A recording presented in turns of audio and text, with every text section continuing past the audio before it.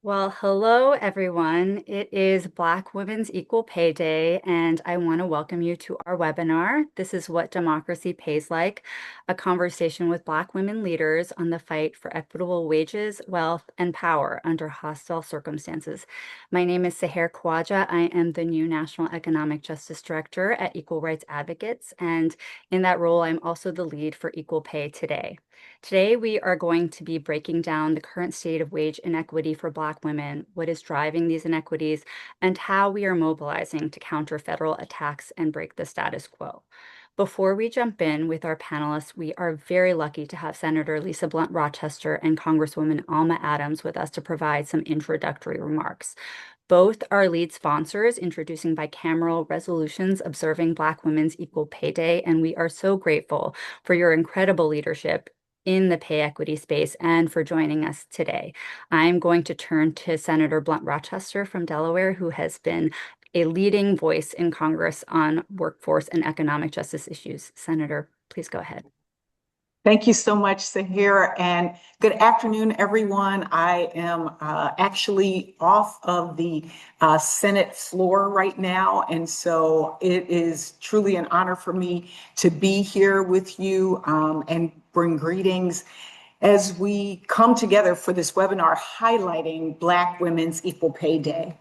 And as was stated, the theme of the day is, "This is what democracy pays like." I think another way of saying it is, in the words of Rihanna, pay me what you owe me. That's really what this is about. And I want to thank the Equal Rights Advocates for hosting today's panel and recognizing my colleague and friend, Congresswoman Alma Adams, who is a true partner with me in this work. Today, we recognize that Black Women's Equal Pay Day, that there's a hard truth. The hard truth is that we are paid just 63 cents for every dollar paid to a white man. With the current wage gap, the average Black woman could lose nearly $1.13 million in potential earnings over the course of a 40-year career. And we all know that is unacceptable. And that's on top of everything else that's happening at this very moment. The reality is, it's no secret that Black women and minority communities are under attack right now by this current administration. Since Donald Trump took office, the unemployment rate for Black women has jumped to over 6%. That's 2 full percentage points higher than the national average.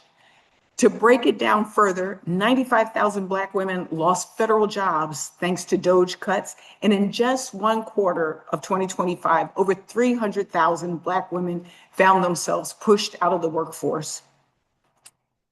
This administration has tried to gut things like the Minority Business Development Agency. So the bottom line is, whether you're trying to work or whether you're even trying to start a business, they are making it harder. And now there's also efforts to make sure that we don't even see the data that would track this and enable us to see what is being done to us. So whether you're a federal worker or a small business, it is hard to make ends meet right now in America, and especially for Black women, which brings us to Equal Pay Day. Today, the average Black woman finally catches up to what her white male counterparts made last year.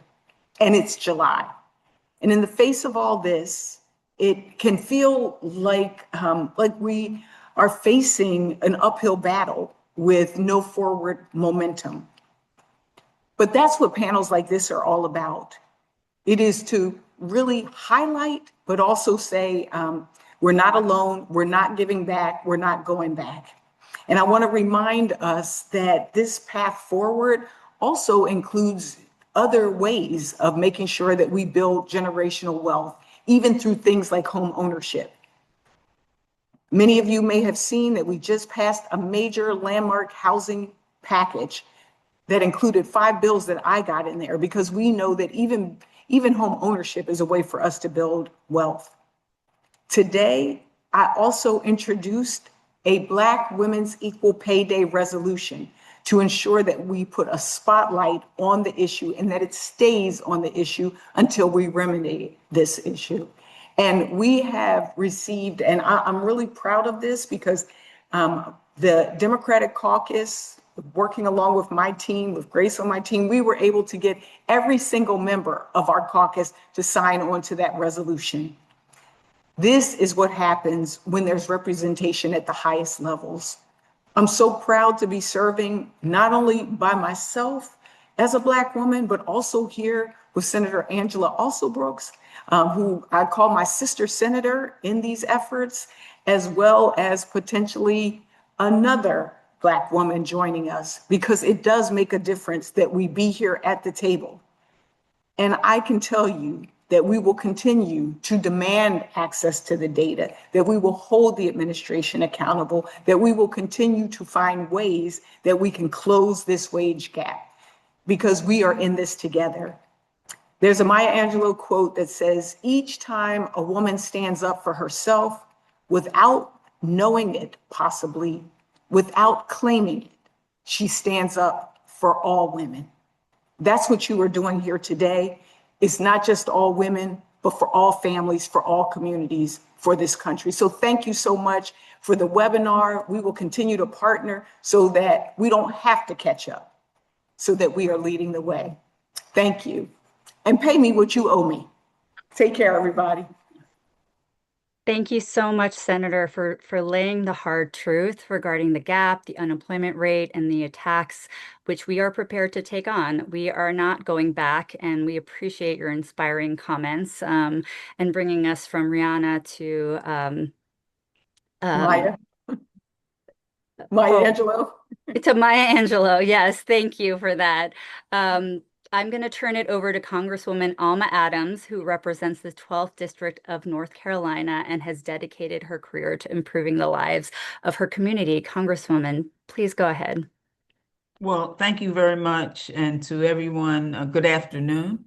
As Senator Blunt Rochester just said, I am off the House floor, but I'm also out of committee, and I'll be going back to that. But thank you to equal rights advocates and to the entire coalition for this tireless fight for equal pay.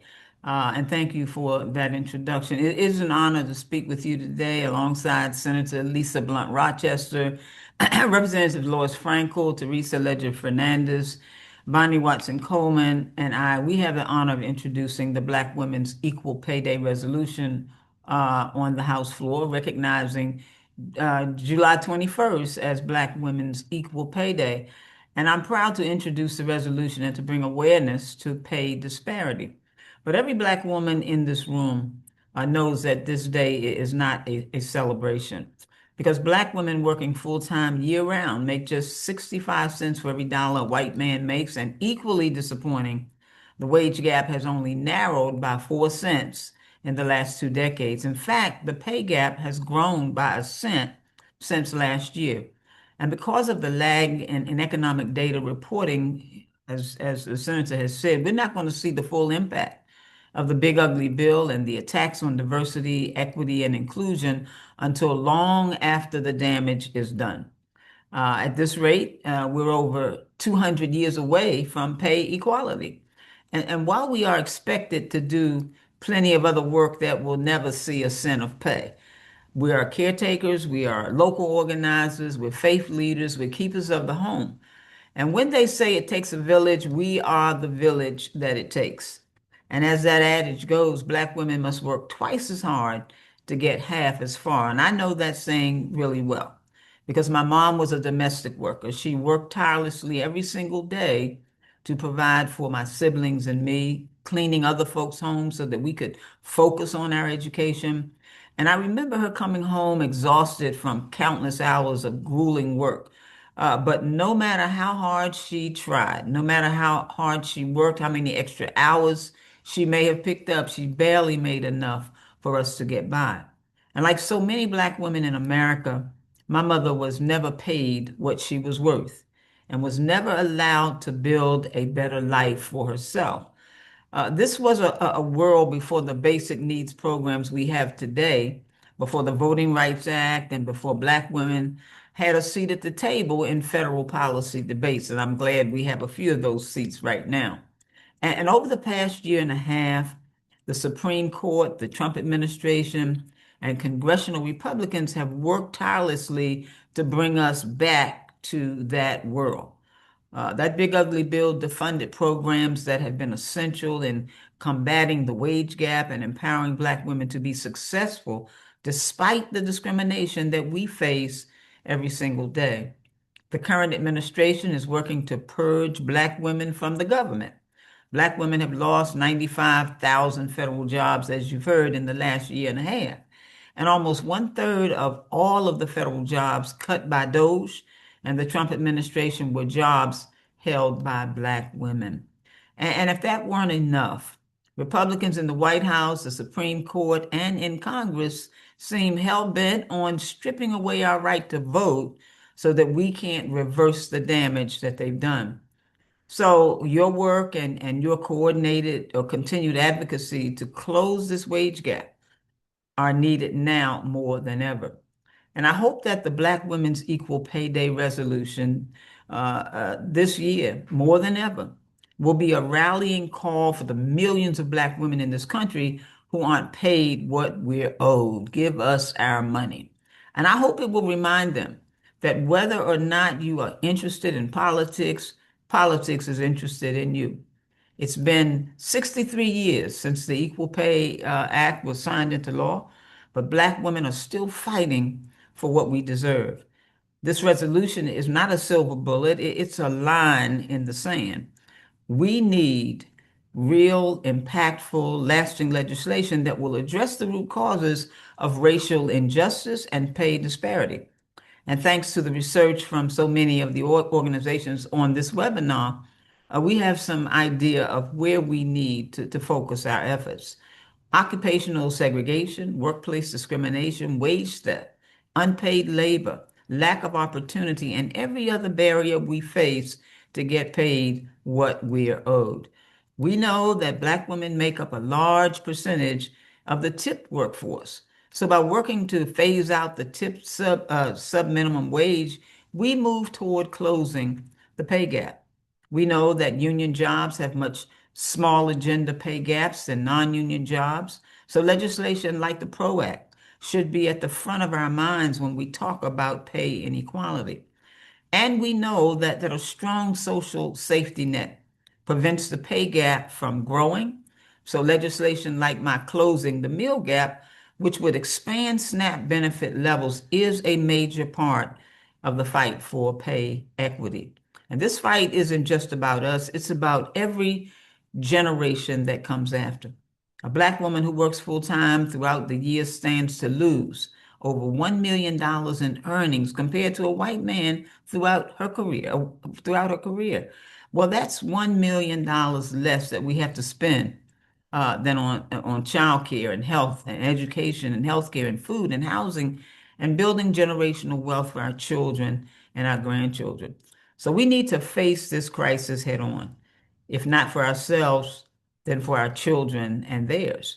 As somebody once said, a community can only grow great when old men and old women plant trees under which we know we will never sit.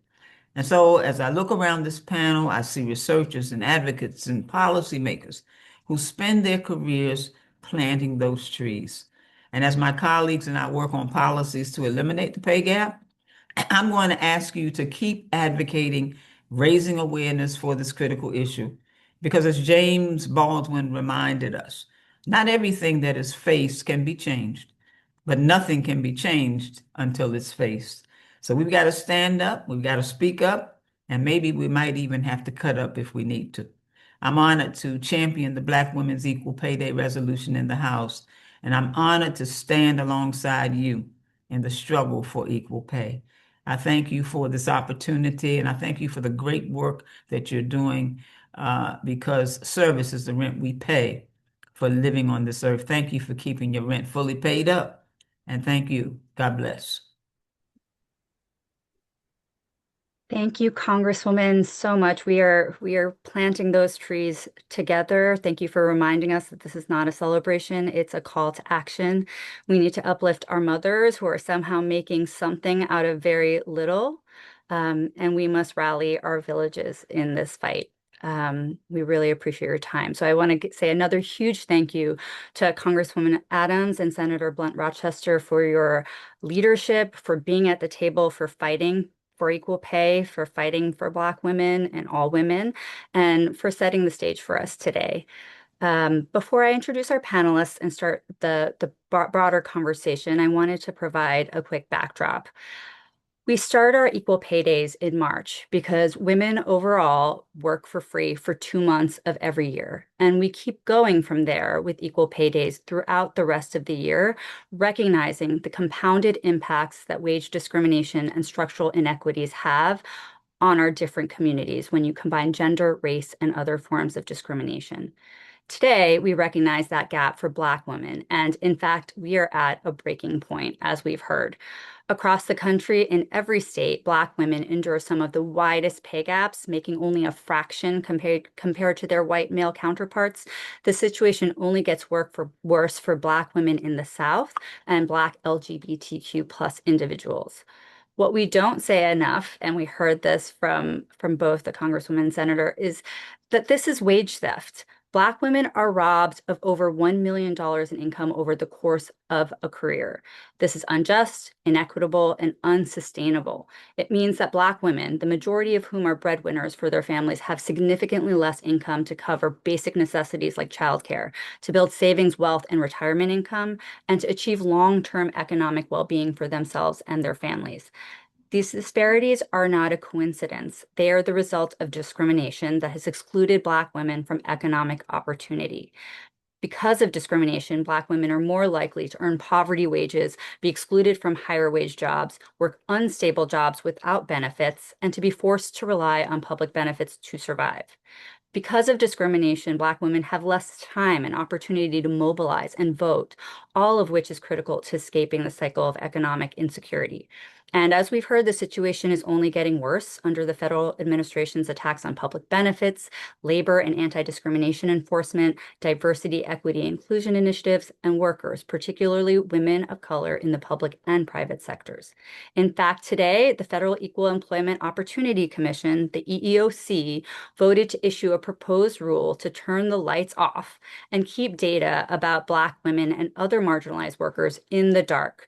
This data collection of workforce demographic data, known as the EEO1, has for decades been vital in identifying gender and race-based discrimination in the workforce and supporting enforcement efforts to address these inequities.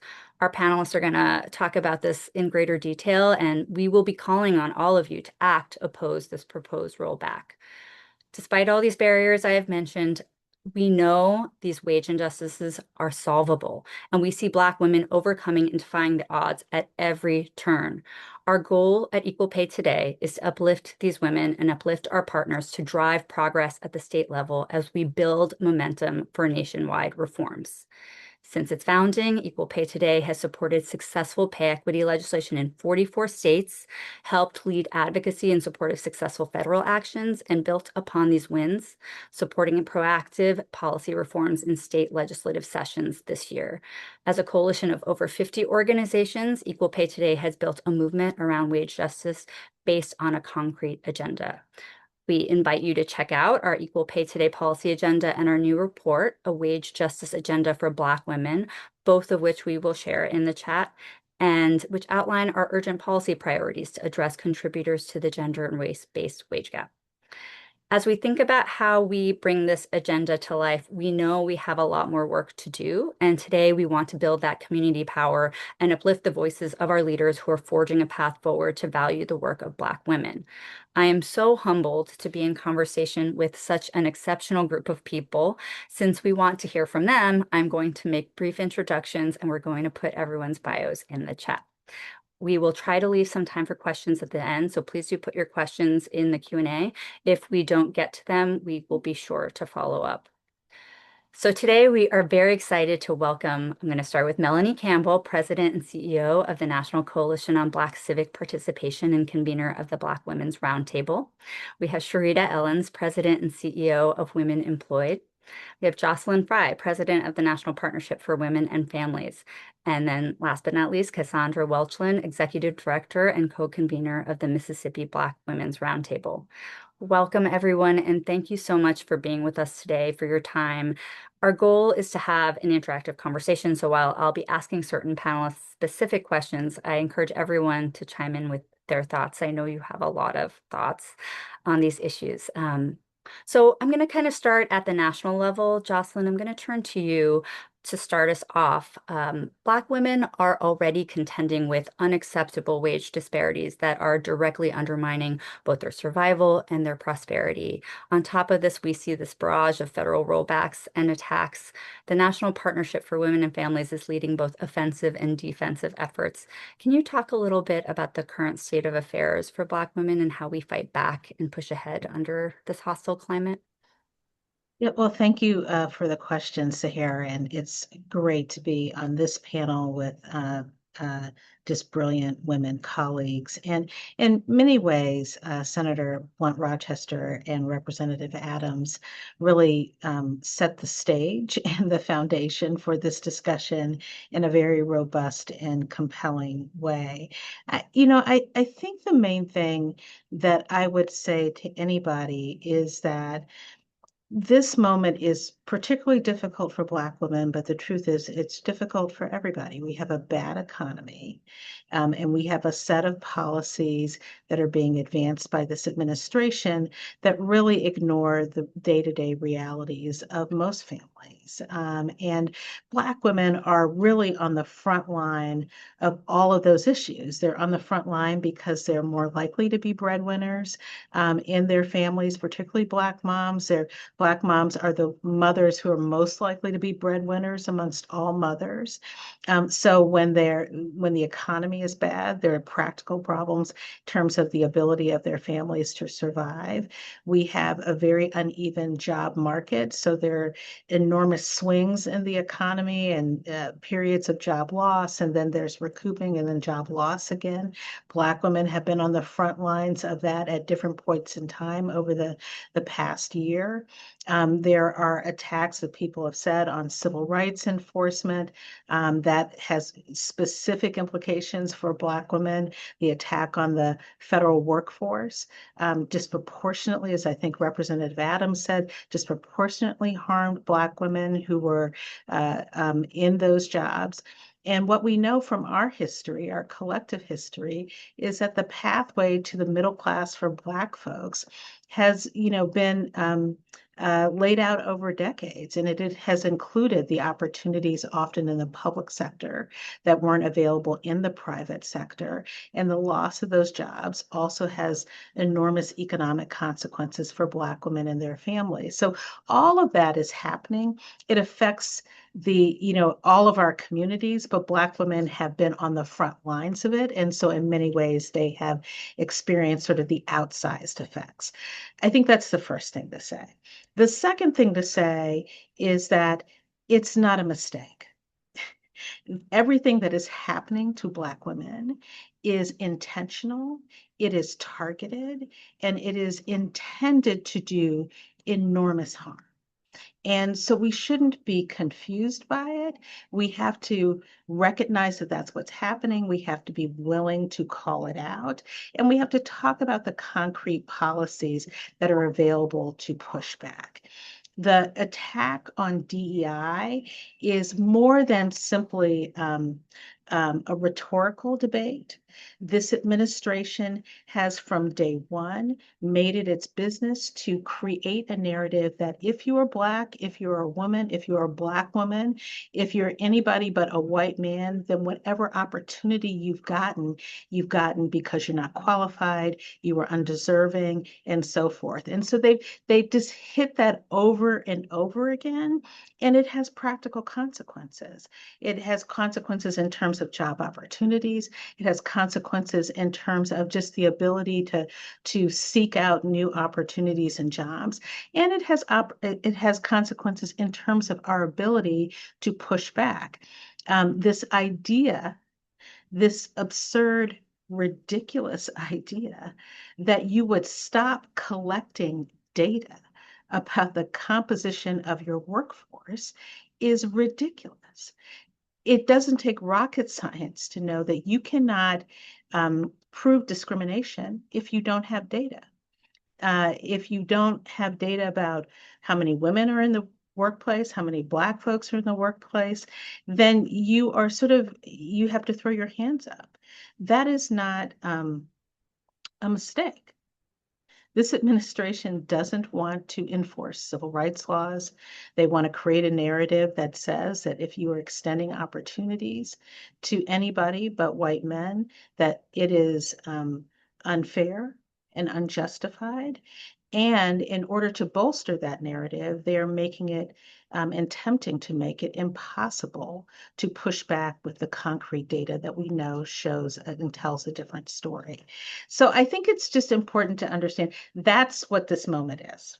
That's what's happening and how Black women are trying to function in this moment. And suffice to say, it's on the backs of Black women because the heart of the economy and sometimes the heart of the economic stability of their families often runs through Black women.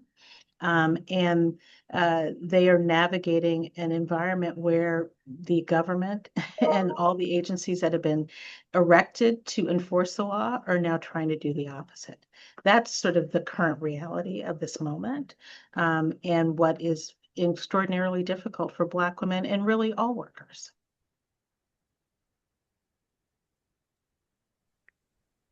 Thanks so much, Jocelyn. I just want to call out what you said, that, these attacks on Black women are intentional with very practical consequences. And I think, we should not underestimate what we're dealing with is just a very purposeful assault on the rights of Black women and other marginalized populations right now. And that needs to be front and center in the solutions we're crafting. Um, as we think, again, keeping at the national level, and we're thinking about how we approach this problem, Melanie, I want to turn to you. Um, the Black Women's Roundtable has been at the forefront of this movement. To close the wage gap, we need to be centering the voice, leadership, and power of Black women, and that starts with listening to Black women. Can you tell us about the poll that Black Women's Roundtable recently completed? What are we hearing from Black women about how they're faring, and how does this inform our strategy to mobilize Black women in the fight for wage justice? Okay. Thank you. Thank you so much for the invitation. And it's just good to be in the space with everyone on this call, who I'll be in the foxhole with you any and every day because it is about fighting back. And it's, of course, the senator and congresswoman who joined us earlier. I'm gonna start with the hopeful part, right? We just released this morning our 10th annual Black Women's Roundtable Power to Sister Vote poll, in partnership with the Root. And what is hopeful, especially amongst young women, uh, with all the barriers that we're facing, we're still hopeful. With all the barriers that we're facing, we are still standing strong, and we say life is still good. Um, and so that old saying, "Don't let the devil steal your joy," is real, right? And that's where we're living. But getting to the data, right, of what this is about and why we released it today as part of our engagement around Black women's equal pay day was really to take a snapshot. We've done this for 10 years. This we didn't do it last year with so much going on. We just waited to let the dust settle, right? So comparison, some of our comparisons from 2024. But the top lines that I want to share, one, clear pay inequity has a face and it has a cost. Nearly half of Black women say they have been paid less than a coworker for the same job. Uh, the attack on the rollback on DEI, it also has carries a human cost. 43% of the women polled report that the recent cuts in DEI programs have already affected them or someone close to them. The economy is on our backs. The strain is real and broad. 44% of those who we polled, it was a poll of 1,000 women, by the way, um, poll have cut back on groceries or bought cheaper food over the last 3 months. 38% say their pay is falling behind the cost of living. The other is that Black women without degrees face deeper subsistence hardships, harder for them. They are more likely to have fallen behind in rent or utilities. Education, we've known this for years in this battle. When Jocelyn Fry was over there at the White House, those days can come back again. That's the hope side. Education really doesn't offer protections. We've known that for a while. Even with all things equal, that's why there's a Black Women's Equal Pay Day. The other thing I want to share really quickly is just what is on our Black women's minds. We are not a one-dimensional group in this country. Uh, from 2024, the top issue that was concerning Black women was reducing the cost of living. Although that is number two, number one now is protecting Social Security and Medicare. The cuts based on what has happened with the attack on our federal government, federal workforce, private sector, all those things, but also the safety net. And that's number one this time. It was on the list 2 years ago, but not in the high number. I mentioned number two is reducing cost of living. What's up higher is concern about fighting discrimination and racism. Fourth is bringing down healthcare and prescription costs, lowering taxes for working families, and protecting voting rights came up because when we're talking about the attack on our democracy, all these things are interrelated. Um, and so, as we look to figure out what we must do, number one, this is the election year, we must vote. But we also have to find ways to protect that vote because our democracy is truly under attack. How we go about that, though, is when it comes to Black people, Black women, more specifically, because we drive the Black vote. We are the influencers. Listen, we don't just turn out, but we make sure that everybody else turns out. What's important is it's about our freedoms and our rights. Um, Democracy for Black people in this country, albeit people want to make it like it was a panacea, there were a lot that was not happening. So young people are not buying. We just need to prop up what was there 2 years ago. This is an opportunity to look at what can be new. What do we want to see this new America that we're going to have to, Latasha Brown says, birth, right? In order to have a better future for our children and our children's children. So the research, this is part one. We're going to be releasing more data a little later on this summer. Stay tuned for that around what Black women are thinking when it comes to this election cycle. But clearly, economic anxiety is top of that list, but also issues around discrimination and racism. Thank you. And you can see the poll. I don't know if y'all have it the plop it in the chat. Hopefully someone's doing that on my scene. But you can go to ncbcp.org just in case and get it. Thank you so much, Melanie. We're going to try to see if we can get the poll information in the chat. Thank you so much for, your invaluable work on this poll. I think it's so important for how we approach the work. And I think one thing you really shed light on as you were talking is just that, we've got these economic priorities that are top of mind for Black women, affordability, the cost of living, Medicaid, Social Security. But now we're seeing the discrimination, the concerns about discrimination pop up. And it's so important that we tie those together, right? Because it's because of this discrimination that Black women are facing these economic barriers. And the more we can tie it all, weave it all together, and then bring it to the polls and shape how Black women are voting and mobilizing, we can really make progress. So really looking forward to dig into kind of how we can build upon the information in your poll. And it's been a common theme, you're under attack, and I want to take it to the state level and really see what's happening in the states. What are we doing in the states? And Cassandra, I want to turn it to you because I know, we talked a little bit about how the pay gaps are highest in our southern states. there's a lot you're contending with down there. Mississippi Black Women's Roundtable is at the forefront of advancing wage justice in Mississippi, where we see these heightened challenges. And I'd love for you to talk about what some of those challenges have been and what strategies you have been using to overcome them and create pathways to achieve economic security for Black women in your state. And thank you for the question and also for letting me join you all. And to all of my Black women colleagues that's on the call here, same as Melanie says, I'll go with you in a foxhole. And we have been going together.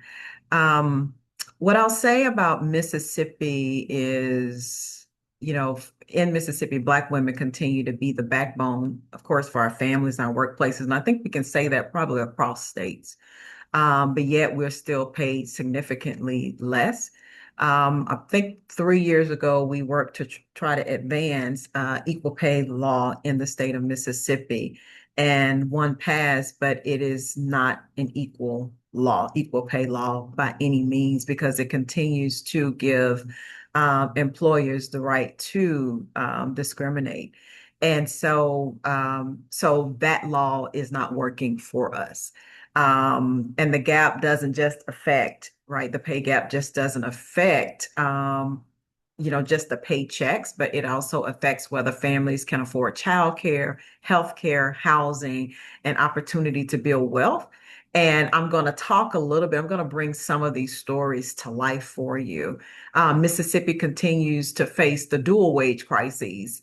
We still have a minimum wage of $7.25 for 17 years now. We have not seen the minimum wage increase, and we have taken on that fight to advocate for increased wages. But the other dual wage crisis is, as Congresswoman Adams said, is the tip minimum wage, still $2.13, and it disproportionately impact Black women. And of course, Mississippi, we continue to face one of the largest wage gaps, in the nation. And these disparities are compounded by limited access to paid family and medical leave, affordable child care, maternal health supports. Mississippi is living in a maternal health desert. We've seen so many hospitals, particularly in our Mississippi Delta, has closed, and we've seen Black women die on the side of the highway. We've seen folks go to the hospital, to the emergency room, and there's no emergency room at all. And so it continues to, impact our families in a real negative way, in which their lives are in jeopardy and not just their paycheck. And so we talk about the human cost and the challenges it face. One of the things that we do at Mississippi Black Women's Roundtable is we provide a rapid response. And for us, we're kind of changing that to really talk about it as a part of the care economy, which is helping people pay for gas, water, lights, helping people pay for groceries, helping people pay for childcare. That is a part of the care economy. And so we've been doing that since 2021 and during the COVID moment. And we have seen a noticeable increase in requests and calls that have come in from Black women who've experienced job loss, contract endings, reduction in workforce. When the government shut down, it impacted so many Black women's jobs to where not only did they couldn't afford housing and utilities, they couldn't even afford childcare. And so it's been reflective of the broader national trend, but also what has impacted our families here. I want to just tell this story. We had a mom to call us just about 2 weeks before her due date with her second child. She was working part-time. She needed assistance, and with her utility bill and with her child care for her 2-year-old. She contacted the Mississippi Department of Human Services to explore child care voucher eligibility. But because her work hours didn't meet the program requirements, she didn't qualify. And then she was referred to TANF, but you got to be employed, right, in order to receive that. And unfortunately, she was nearing delivery, and obtaining additional employment just wasn't what she could do because she was about to give birth and it was unrealistic. And so we were able to step in and pay her utilities and also pay a month's worth of childcare for her. That's the work that community organizations are doing to help support these moms who are don't have, the resources that they need because of the pay gap or because they don't have a living wage. And we can go on and talk about, there's so many more stories like that we have experienced and have heard from, women who lost their jobs due to the federal government shutdown or the impact here in Mississippi where childcare vouchers were just cut. And these represent, just a microcosmic of what so many of our families had experienced. And so these challenges are overwhelming. But also, I will talk about the hope in this is that these, narrative changes a lot, and you can't argue with people's stories. And so we've had the opportunity to really share the stories of, these women who have really experienced these things and share them to help us push for policy changes around paid parental leave. We were able to get paid parental leave for state workers passed. They are able to now get 6 weeks of paid leave. It's not a lot, but it's a start. But now we're able to talk about that even when families don't have moms, Black women don't have paid leave, that impacts their ability to pay for things that they need to take care of. And so storytelling, engaging them in the policy fights has just been really incredible, and to help us advance those kinds of policies and also advance policies such as the diaper elimination tax is, as well here in the state. Taxes on diapers is really expensive. And so we've been able to really, with our partners, really push and advance some of these kinds of policies, but also build a movement with women who are being impacted by this, but also hold the solutions to changing and advancing these policies. And so that's the work that we've been doing. These are the stories that we've been holding, and our greatest asset are our Black women. And also the history that we know that we have built upon in the state of Mississippi and in the South to really continue to organize and to build movement so that we can, work towards freedom and liberation.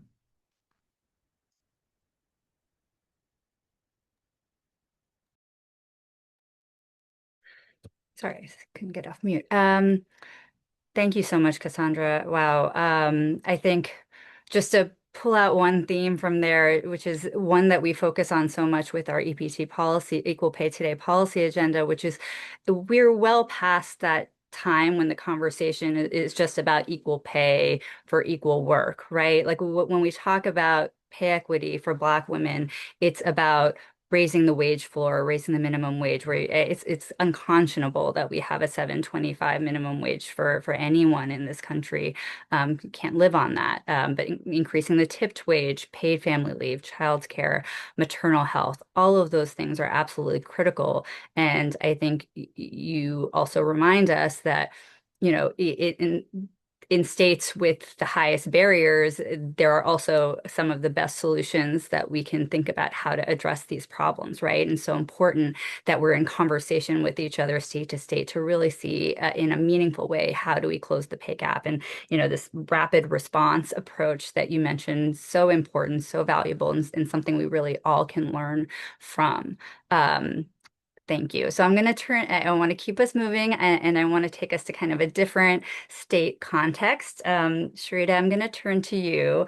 Um, in this somewhat bleak moment, it's important to recognize that we face big obstacles and really important opportunities, especially at the state level. Women Employed has made so much important progress in Illinois in the pursuit of equity for women in the workforce. And I'd love for you to talk a little bit about what the barriers and costs have been there, as well as the opportunities and some of your recent legislative wins. Absolutely. And I echo everyone else. Thank you for putting together this amazing panel of sisters and so diverse, right? We're coming from the South, the East, the Midwest, national org, local orgs. And I think all of those perspectives are important because we talk about Black women and oftentimes we get grouped as a monolith, and we are far from monolith. And so all of these various voices are important when we talk about solutions. I want to piggyback off of my sister Cassandra a little bit to provide an illustration of why state advocacy is so important. And I'm going to use the illustration of wages, right? So the federal minimum wage right now is $7.25 an hour, which many states still follow. That wage has not changed since 2009, as Cassandra mentioned, which is what they are experiencing in Mississippi. And when you adjust for inflation, there is a 30 to 50% purchasing power loss because the minimum wage has not increased since 2009, but we know that the cost of living has, right? And so that's just, addition of the subtraction. When we look across the country, there is not one state, not one, whose minimum wage matches what the living wage need is. Not one. And so federal policy is meant to be the floor, not the ceiling.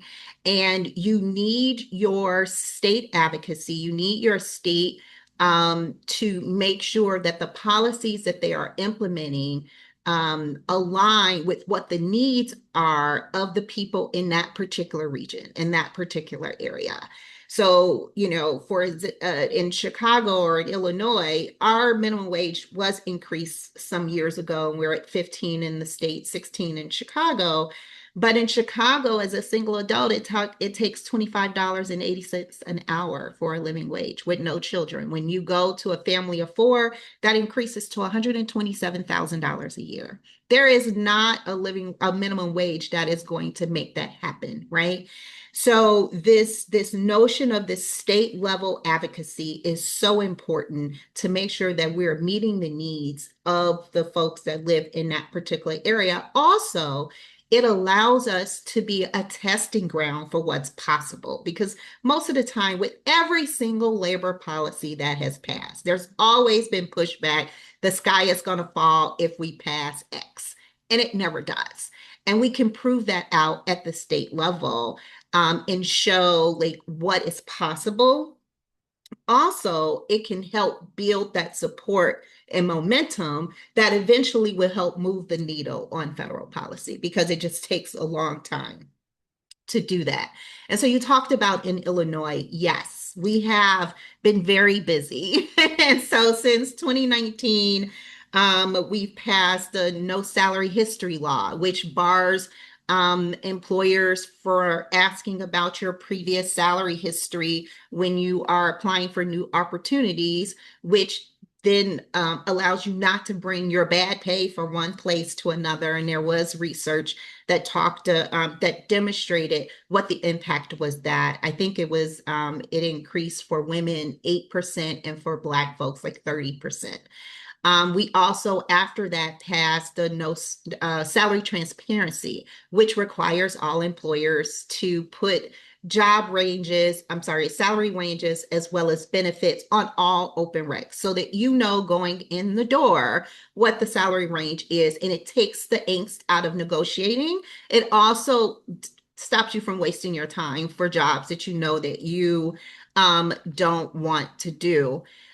We also passed, we had passed before sick time, paid sick time in Chicago.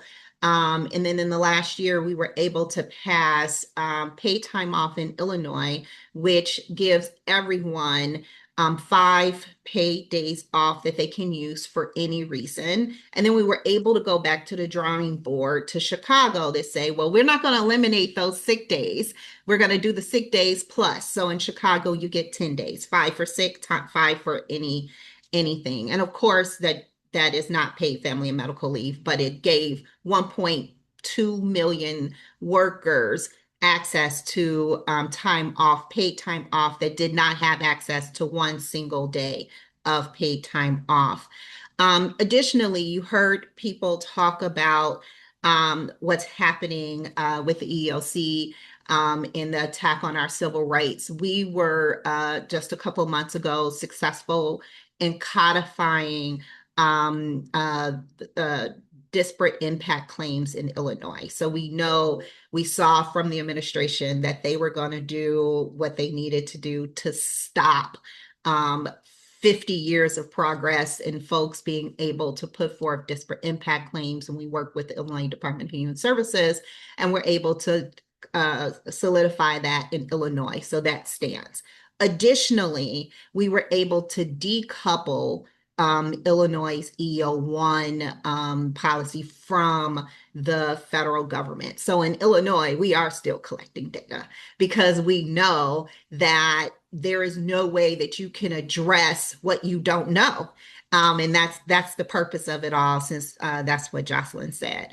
And so, there is still a lot more work to do. We're still working on paid family medical leave and a number of other things.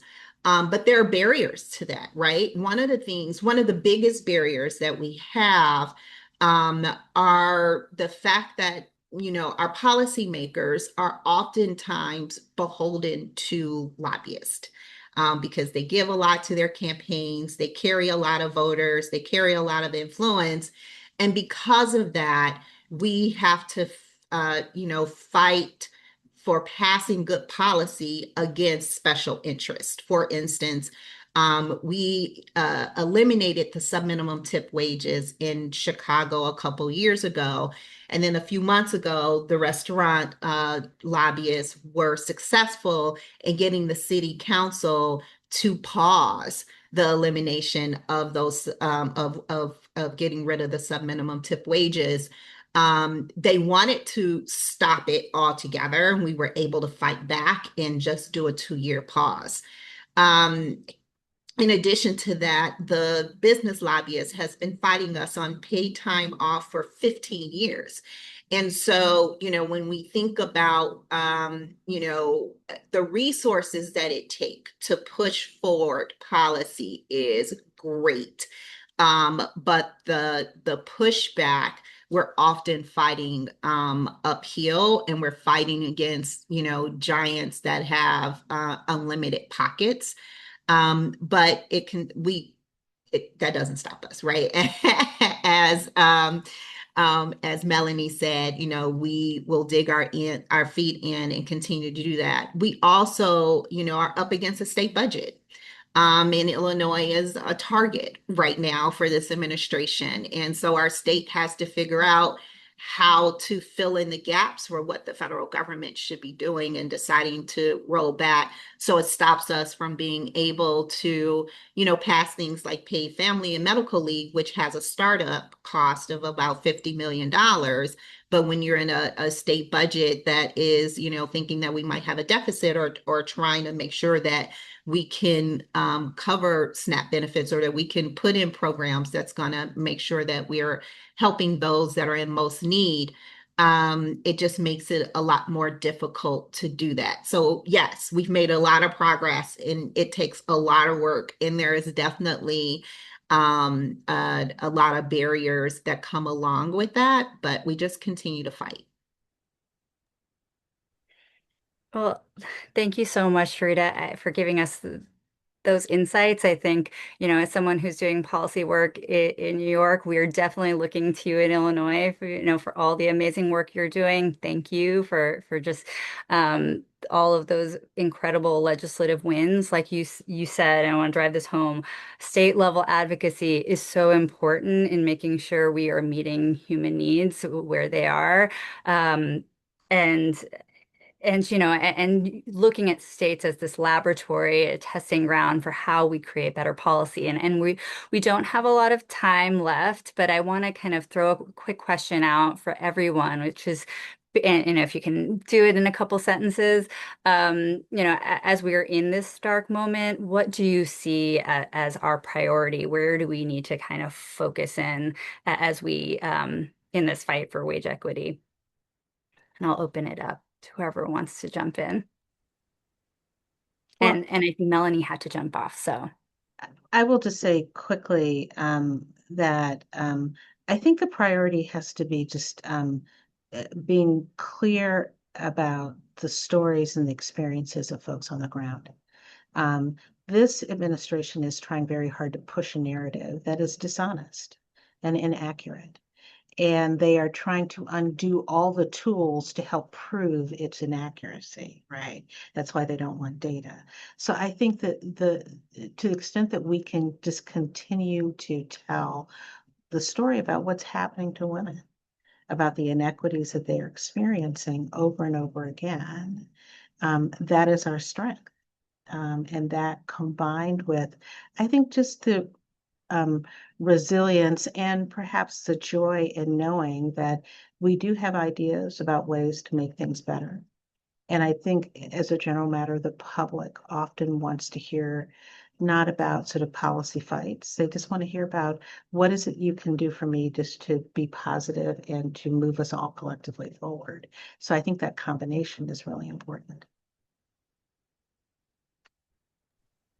I agree with what Jocelyn just said. We've got to center the stories of our families, the impacted folks. And to me, that also, when that happens, that also builds a movement inside of community as well.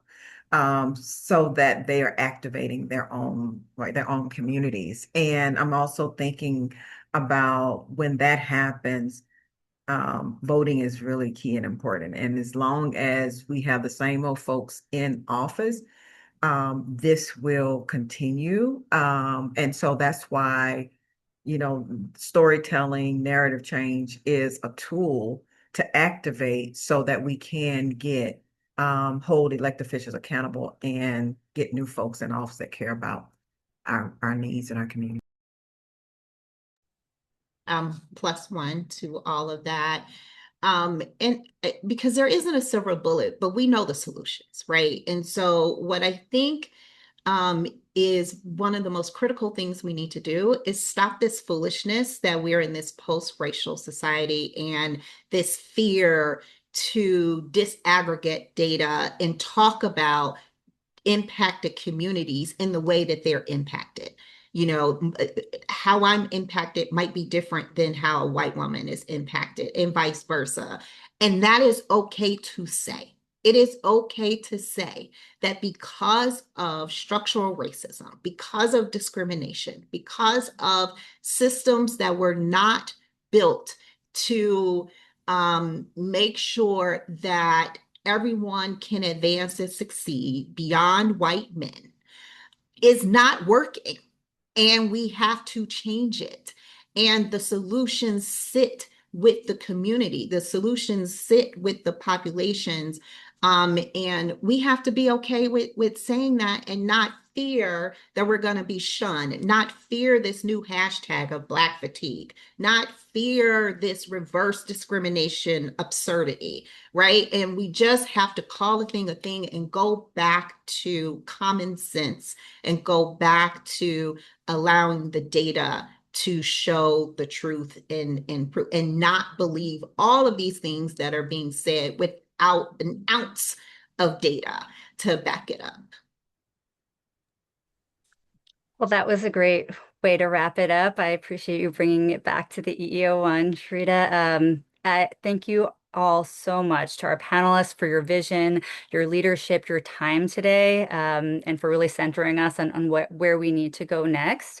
I want to thank our participants for showing up for our webinar. And I want to flag that we are moving in right after this webinar. We are having our National Social Media Storm for Black Women's Equal Pay Day at 2 p.m. Eastern Time. We're going to put the social media link in the chat or the Q&A, and we hope you all can join us. Thank you so much. Thanks, everyone.